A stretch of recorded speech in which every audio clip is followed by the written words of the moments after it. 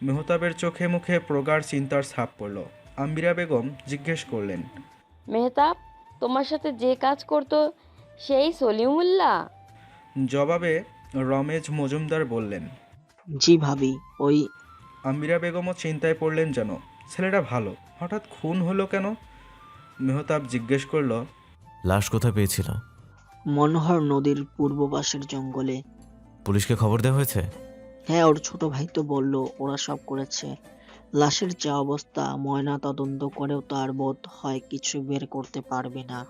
মেহতাবের চওড়া কপালে সূক্ষ্ম চিন্তার ভাঁজ। বৃদ্ধা আঙ্গুল দিয়ে কপাল ঘষতে ঘষতে বলল, সলিমুল্লাহ আমার খুব বিশ্বস্ত লোক ছিল। ওকে কে মারতে পারে? ওর সাথে কার কি এমন শত্রুতা যে একদম জানে মেরে দিয়েছে? রমেশ মজুমদার বললেন। আমি তো তাই ভাবছি। চিন্তা নেই, আমি খোঁজ নেব। শত্রু যেই হোক আমার চোখের আড়াল হতে পারবে না। সবাই ফের খাবারে মনোযোগ দেয়। মেহতাবের বাক্য বিনিময়ের পুরোটা সময় তনুকা তাকে ফ্যাল করে দেখেছে। তখন মেহতাবের চোয়াল শক্ত ছিল, কথা বলার সময় চোয়াল টান টান হয়ে উঠেছিল বারবার। কপাল ভাঁজ পড়েছিল তিনখানা, ভাঁজ ছিল দুই ভুরু এর মাঝেও। লোকটা রেগে গেলে মুখের অবয়ব পাল্টে যায়, তখন চেনা যায় না তাকে। কেমন অদ্ভুত ভয় কাজ করে যেন। তনুকার এসবের মাঝেও হঠাৎই মাথায় এলো, লোকটাকে তবে কে মারলো? ওনার শত্রুপক্ষের কেউ? কিন্তু ওনার শত্রুটাই বা কে? সব কিছু সেরে রুমে আসতে একটু বিলম্ব হলো তনুকার। মেহতাব বিছানায় বসা, পাঁচগোল ঝুলছে, দুহাত দিয়ে বিছানা চেপে মাথা ঝুঁকিয়ে বসে আছে। তনুকার উপস্থিতি টের পেতেই মাথা তুলে তাকায় সে। অধৈর্য গলায় প্রশ্ন করে, এতক্ষণ লাগে আসতে? মা খাবার গুছিয়ে রাখা শিখাচ্ছিলেন। আচ্ছা বসো, এদিকে এসো। তনুকা ছোট্ট পায়ে এগিয়ে গিয়ে বসল। তারপর পূর্ণ মনোযোগে মেহতাবকে দেখে প্রশ্ন করল। আপনার শত্রু কারা? মেহতাব চাইল, চোখের দৃষ্টি এলোমেলো। কঠিন স্বরে জবাবে বলল, আমার আম্মা বাদে সবাই। খানিকটা ভরকালো তনুকা, ভ্রুযুগল কুঁচকে বলল। মা বাদে সবাই আপনার শত্রু? রেনু, বাবা আর আমিও? থামল মেহতাব, গভীর মনোযোগে তনুকাকে পরখ করল। এগিয়ে এসে তার শীতল হাত ছুয়ালো তনুকার গণ্ডস্থলে। কণ্ঠস্বর খাদে নামিয়ে বলল, তুমি কি তবে আমার শত্রু নাও? সুযোগ পেলে আঘাত করবে না আমায়? তনুকার অদ্ভুত লাগলো। সে ভীতস্ত সুরে বলল, আশ্চর্য, আমি কেন আপনাকে আঘাত করতে যাব? কোনো স্ত্রী কি তার স্বামীকে আঘাত করতে পারে? কখনোই আঘাত করে না। যদি কখনো ভুল বুঝে করে ফেলো। ভুল বোঝার মতো কিছু করবেন না, তাহলেই তো হয়। আর যদি করে ফেলি তবে ক্ষমা করতে পারবে তো? তনুকা স্তব্ধ হয়, চেয়ে থাকে কিছুক্ষণ। মেহতাবের চোখের দৃষ্টি অস্থির, বারবার চোখের পাতা পিটপিট করে। তনুকা তার গালের ওপর রাখা হাতে নিজের হাত রাখে, অতঃপর বলে, আমি সব কিছু ক্ষমা করতে পারলেও কারো মিথ্যা বলার বিনিময়ে চাওয়া ক্ষমা গ্রহণ করতে পারি না আমি। তাই একটাই অনুরোধ থাকবে, আমাকে কখনো ঠকাবেন না। আমি ঠকতে চাই না, ভালোবাসা চাই আমি। ভালোবাসতে পারলে আমি নিজেকে সব প্রতিকূল পরিস্থিতিতেও আপনার সাথে মানিয়ে নিতে পারবো। তবে কখনো ঠকালে না, আমি আর আপনাকে সহ্য করতে পারবো না। তাই দেরি করে হলেও ভালোবাসাটা যেন খাঁটি হয়। আমি সেই ভালোবাসায় কোনো খাত চাই না মেহতাব। মেহতাবের হাত যুগল সহসায় গিয়ে ঠেকল তনুকার বাঁকানো কোমরের ভাঁজে। তনুকা আবিষ্কার করল সেই হাতের বাঁধন দৃঢ় বেশ। মেহতাব এগিয়ে এসে কপাল ঠেকালো তার কপালে, ক্ষীণ সুরে বলল, আমি আমার হৃদয়ের সবটুকু ভালোবাসা তোমার মাঝে নিংড়ে ঠেলে দিতে চাই। বলেছিলে না আমি কিভাবে স্বল্প দেখাতেই তোমাকে ভালোবেসে ফেললাম? সত্যি বলতে এর সঠিক উত্তর আমার কাছেও নেই। আমি জানি না কিভাবে হলো সব। প্রথম দেখাতেই অনুভূতি আসেনি, কিন্তু অনুভূতি এসেছিল রয়ে শয়ে, ধীরে সুস্থে। প্রথম দেখাতেই প্রেমে পড়ার মতো পুরুষ আমি নই, তবে প্রেমে আমি পড়েছি, তা আবার মারাত্মকভাবে।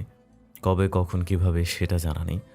শুধু এটুকু জানি প্রেম নামক ভয়ঙ্কর এক ব্যাধিতে আক্রান্ত আমি, যার একমাত্র সমাধান হলো কেবল মৃত্যু। মৃত্যু ব্যতীত আমাকে এই ভয়ানক ব্যাধি থেকে কেউ মুক্তি দিতে পারবে না তনু। মেহতাবের এহেন নিঃসংকোচ বক্তব্যে খানিকটা শিহরিত হলো তনুকা। নিজের অতি নিকটে অবস্থিত মেহতাবের মুখায়বের দিকে চেয়ে রইল নিষ্পলক। তখনই মেহতাবের কৃষ্ণাভ অষ্টযুগলে নজর আটকালো তৎক্ষণাৎ। ইস, নিজেকে বড্ড বেশরম মনে হলো তার। মেয়ে হয়েও মনে এইসব চিন্তা কেন আসে? স্বামী বলে। মেহতাব আরেকটু নিকটস্থ হয়, ফিসফিসিয়ে জিজ্ঞেস করে, আমার সমস্ত ভালোবাসা গ্রহণ করবে তবে বিজান?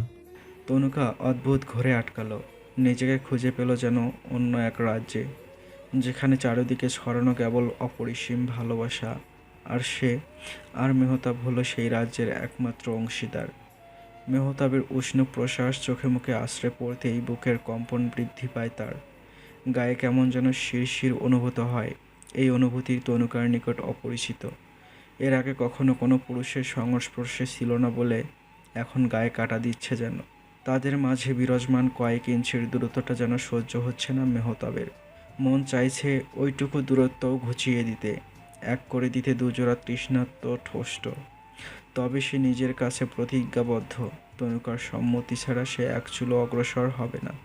তাই সে সরে এলো। এত কাছে এসেও হঠাৎ করে সরে যাওয়াতে খানিকটা বোধহয় বিরক্ত হলো তনুকা। তবে কিছু বলল না, উঠে দাঁড়ালো। তারা দেখিয়ে বলল, উঠে দাঁড়ান, বিছানা করতে হবে। মেহতাব তাই করলো। বিছানা গুছিয়ে শুয়ে পড়ল তনুকা। মেহতাব ভ্রু কুঁচকে বলল। এ কি, মশারি কে টানাবে? তনুকা ফিরে বলল। আপনি আছেন কি করতে? মেহতাবের কুঁচকানো চামড়া আরও দৃঢ় হলো। বলল, বিয়ে করছি কি নিজে মশারি টানানোর জন্য? তাহলে বিয়ে করে লাভ কি? উঠো, মশারি টানাও। আমার ভীষণ ঘুম পাচ্ছে। তনুকা গায়ে কাঁথা জড়িয়ে চোখ বুঝল। অজ্ঞতায় বিরক্ত হয়ে মশারি টানতে হলো মেহতাবকেই।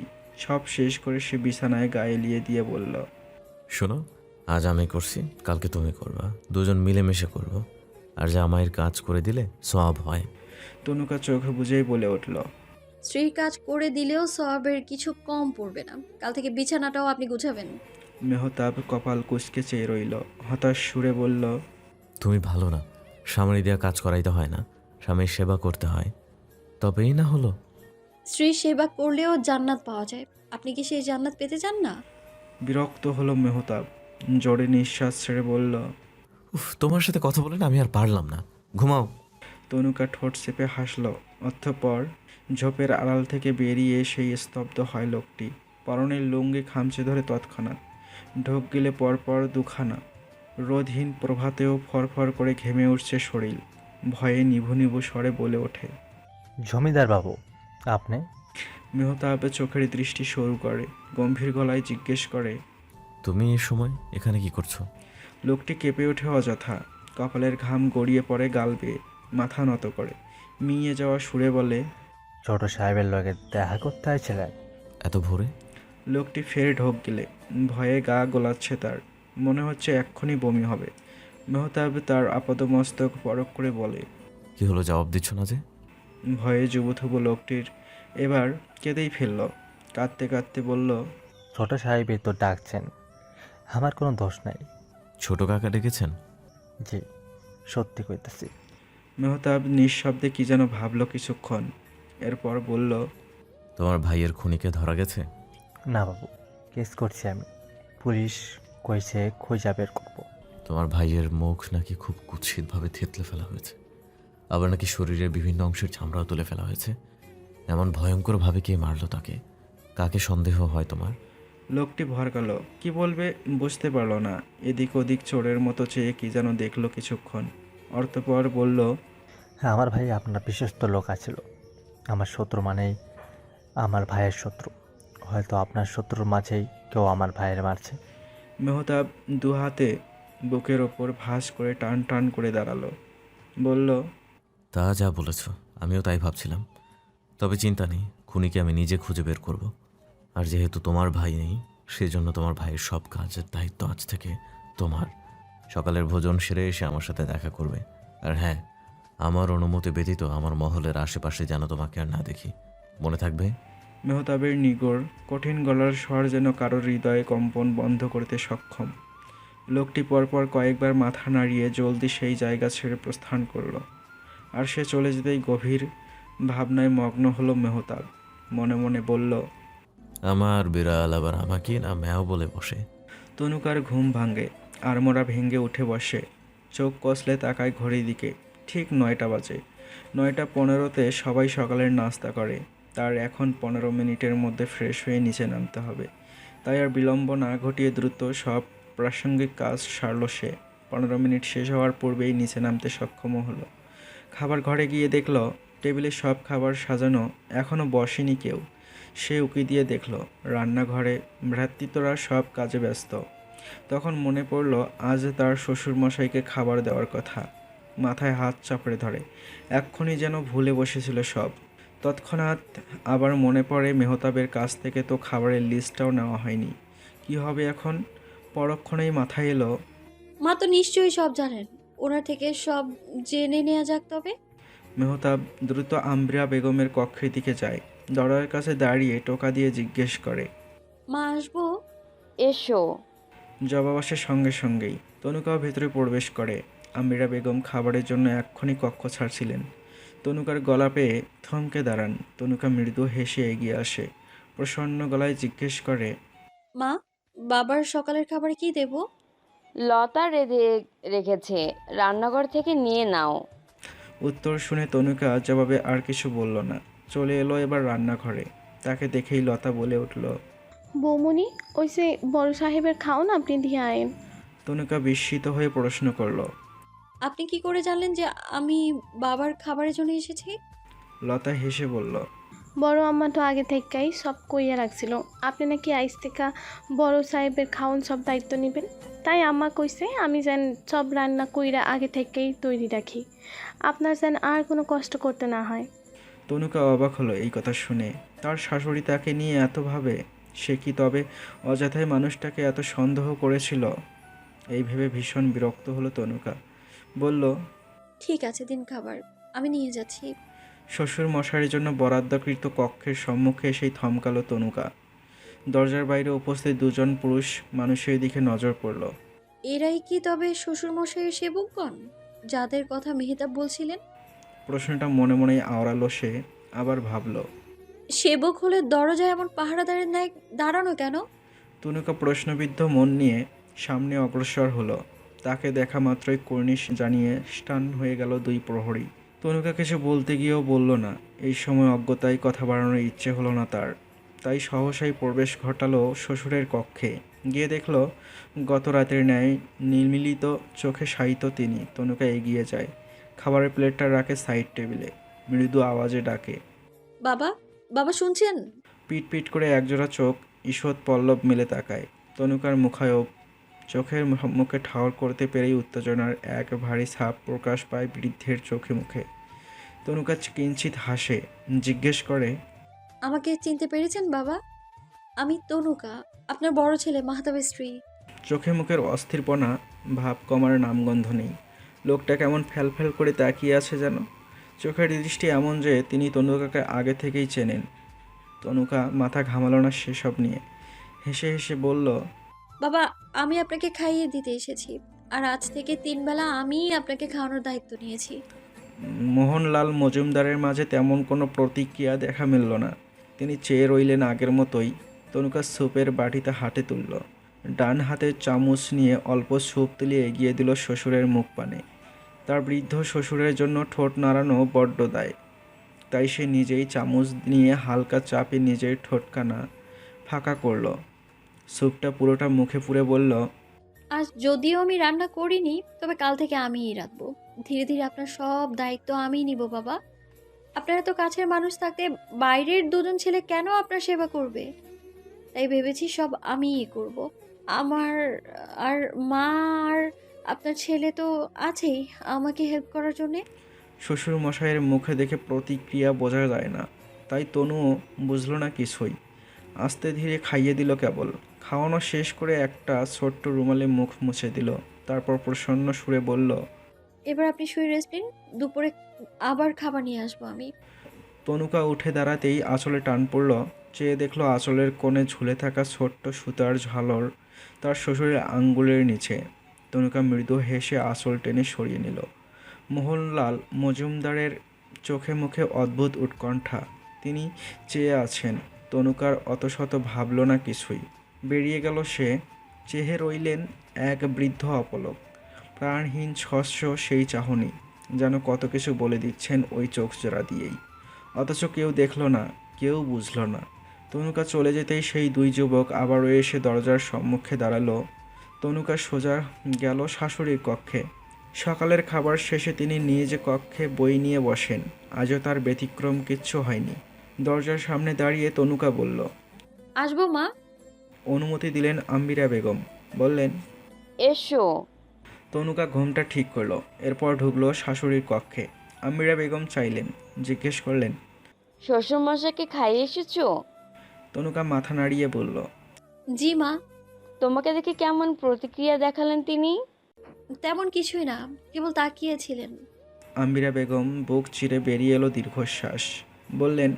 3 বছর তো তাকিয়ে তাকিয়েই কাটিয়ে দিলেন, এভাবে যে আরো কত বছর কাটাবেন কে জানে। বাবার কি হয়েছিল মা? স্ট্রোক করেছিলেন 3বার, তারপর থেকে এই অবস্থা। তনুকার চিত্তপটে বিষণ্ণতার স্রোত ঝলমলিয়ে উঠল। সে বলল। বাবাকে কি কোনো ডক্টর দেখছেন না? শহরের সবচেয়ে নামি দামি ডাক্তার দিয়ে মেহতাবুন্য চিকিৎসা করিয়ে যাচ্ছে, তাও আশানুরূপ কোনো ফলই পাচ্ছি না আমরা। এত চেষ্টা করেও কি ডাক্তার কোনো আশা দিতে পারছেন না? না, কেবল বলেছেন আস্তে ধীরে উনি ঠিক হয়ে উঠবেন, কিন্তু সেই অপেক্ষার প্রহর কতটা বিশাল সেটা কেউ বলছে না। কথাগুলো বলার সময় কেমন থেমে থেমে যাচ্ছিলেন তিনি। তনুকা যেন টের পেল শাশুড়ির বুকে চাপা প্রকাণ্ড আর্তনাদের ধ্বনি। সে ম্লান হেস সুরে বলল। কষ্ট পাবেন না মা, বাবা একদিন ঠিক হয়ে যাবেন। আমার একজন পরিচিত ডক্টর আছেন, আমি ওনার সাথেও কথা বলবো। আমরা সবাই একসাথে বাবাকে হেল্প করলে বাবা ঠিক একদিন সুস্থ হয়ে উঠবেন। আমিরা বেগম তনুকার মাথায় হাত ঠেকালেন, আপ্লুত সুরে বললেন। আজ মনে হচ্ছে আমি ছেলের বউ না, আর একটা মেয়ে নিয়ে এসেছি। জীবনে অনেক সফল হও মা। তনুকা খুশি হলো ভীষণ। জিজ্ঞেস করলো। আজ দুপুরে কি রাঁধবো মা? তুমি কেন রাতে যাবে? বাড়ির কাজের লোকেরাই সব করবে, জমিদারের বউ তুমি, সেভাবেই চলো। তনুকা ইতস্ত সুরে বলল। আমি কি কিছুই করব না? না, কেবল তোমার হুকুম চালাবে। তনুকা অবাক হলো। আমিরা বেগম হেসে বললেন। যাও এবার। নিজ কক্ষে ফিরে এসে তনুকা ভাবল। শাশুড়ি মা তার মোটেও খারাপ না, বরং ভীষণ ভালো। স্বামীর প্রতি ভালোবাসা তার এখনো কমেনি। তখন কথা বলার সময় কেমন চোখগুলো ছলছল করছিল যেন, চুপ করেই এখনই এক পশলা বৃষ্টি নামবে। তনুকার বক্ষস্থলে শান্তির স্রোত বইল, তাই মনের চিন্তা কিছুটা হলেও ক্ষীণ হলো। তবে একটা ব্যাপারে এখনও কিঞ্চিত প্রশ্নও জাগছে, সেটারও সে সমাধান বের করে ফেলবে। মেহতাব এলে মনে প্রশ্ন জমা রাখতে নেই, সময় সুযোগ সমাধান করে ফেলা ভালো। ছোট কাকা, বিচার মহল ছেড়ে কেবলই বের হচ্ছিলেন মতিব মজুমদার। মেহতাবের স্বর পেয়েই পদযুগল স্থির হলো। ফিরে চাইলেন, না চাইতেও হাসলেন। জিজ্ঞেস করলেন। কিছু বলবে? মেহতাবের চোখের দৃষ্টি নিগড় এক চাদরে আবৃত। সেই চোখ দেখলেই গলা শুকায় কিছু প্রতারকদের। আজ তবে মতিব মজুমদারের গলা শুকাচ্ছে কেন? সেও কি তবে প্রতারক? মেহতাব চোয়াল শক্ত করল, এগিয়ে এসে ঠিক মুখ বরাবর দাঁড়ালো তার। গম্ভীর সুরে বলল। আপনি জানেন কাকা, প্রতারকদের একটা হারও আমি অবশিষ্ট রাখি না, তারপরও কি করে এত সাহস পাচ্ছেন? ভয় পেলেন মতিব মজুমদার। ঘাম ছুটল সঙ্গে সঙ্গেই। মেহতাব পকেটে হাতড়িয়ে তার রুমাল এগিয়ে দিল কাকার দিকে। হেসে বলল। আরে আরে, ঘামছেন কেন? শুধু কথাতেই এত ঘেমে গেলে কাজের বেলায় কি করবেন? মতিব মজুমদার ঢোক গিললেন। ভীত সুরে জিজ্ঞেস করলেন। কি বলতে চাইছো তুমি? মেহতাব এগিয়ে কাকার কাঁধে হাত রাখল, এক পাশের পাঞ্জাবি ঝেড়ে বলল। আমার খেয়ে আমার পরে আবার আমার সাথে শত্রুতা, এটা মূর্খের কাজ বই আর কিছু না। সময় থাকতে শুধরে যান, নয়তো পরে আফসোস করতে হবে। চলে গেল মেহতাব। মতিব মজুমদার ফ্যাল করে চেয়ে রইলেন সেই যাওয়ার পথে। হঠাৎই প্রচণ্ড রাগে শরীর কেঁপে উঠল তার। মেহতাবের রুমালটা ছুঁড়ে মারলেন দূরে। রাগে দাঁত চিবিয়ে চিবিয়ে বললেন। এভাবেই দিন যাবে না ভাতিজা, সময় একদিন আমারও আসবে। আর আমার সবচেয়ে বড় তুরপের দাস ইতিমধ্যে চলে এসেছে। এবার তাকে দিয়ে তোমার জীবনের দাস ঘটাবো। প্রস্তুত থাকো ভাতিজা। বলেই ক্রুর হাসলেন তিনি। বিবিজান, এক গ্লাস শরবত করে নিয়ে আসো তো। তনুকা কাপড় ভাঁজে ব্যস্ত ছিল। মেহতাবের গলার স্বর পেয়ে সেদিকেই তাকায়, অস্থির দেখায় তাকে। কাপড় রেখে তাই সে এগিয়ে আসে, জিজ্ঞেস করে। কিছু হয়েছে? না, গরমে অস্থির লাগছে, শরবত নিয়ে এসো। তনুকা কথা বাড়ালো না, শরবত আনতে গেল। রান্নাঘরে গিয়ে দেখলো লতা কাজ করছে। তনুকার উপস্থিতি খেয়াল করেই লতা প্রশ্ন করলো। কিছু লাগবো বৌমনি? না না, একটু শরবত বানাতে এসেছি। আমি বানাই দিমু? না, আমি পারবো। শরবত বানাতে সে তনুকা। লতা দুপুরের রান্নার সব আয়োজন করছে। সেই সময় রান্নাঘরের চৌকাঠে এসে দণ্ডায়মান হলো রাহিলা। পান খাওয়া রক্তিম ঠোঁট নাড়িয়ে রসিয়ে রসিয়ে বললেন,